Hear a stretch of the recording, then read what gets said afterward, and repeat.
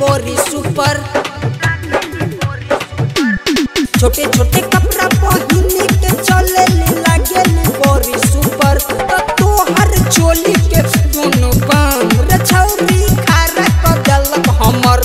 तोहर चोली के दोनों बाम रे छौरी खारा क देलक हमर।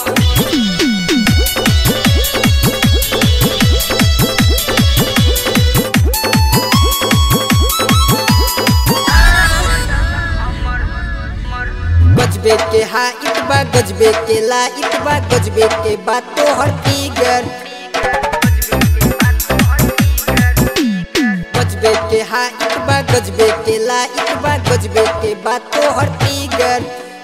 मन करे एक बार डाली के देखती कैसन बा तोहर भीतर। तोहर चोली के दोनों बाम रे छौरी खारा क देलक हमर। तोहर चोली के दोनों बाम रे छौरी खारा क देलक हमर।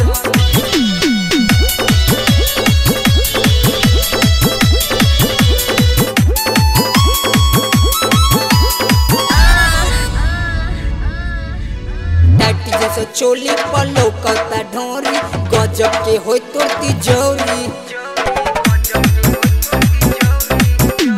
टाटी जैसे चोली पर लौकता ढोरी गजब के होय तोर तिजोरी।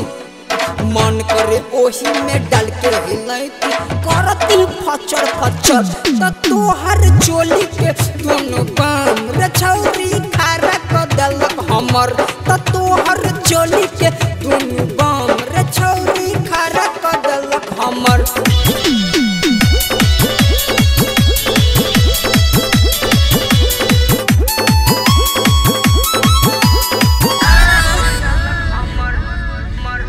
राइटर राजेश राज लिखे लगाना गावेला प्यारे ला प्रेमी। राइटर राजेश राज लिखे लगाना गावेला प्यारे ला प्रेमी। पवन पियारे जब म्यूजिक बजावे तो हिलेला पूरा दिल। तोहर चोली के दोनों बाम रे छौरी खारा क देलक हमर। तोहर चोली के दोनों बाम रे छौरी खारा क देलक हमर।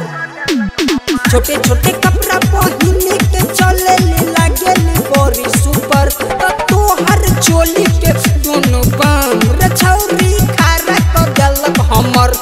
तोहर चोली के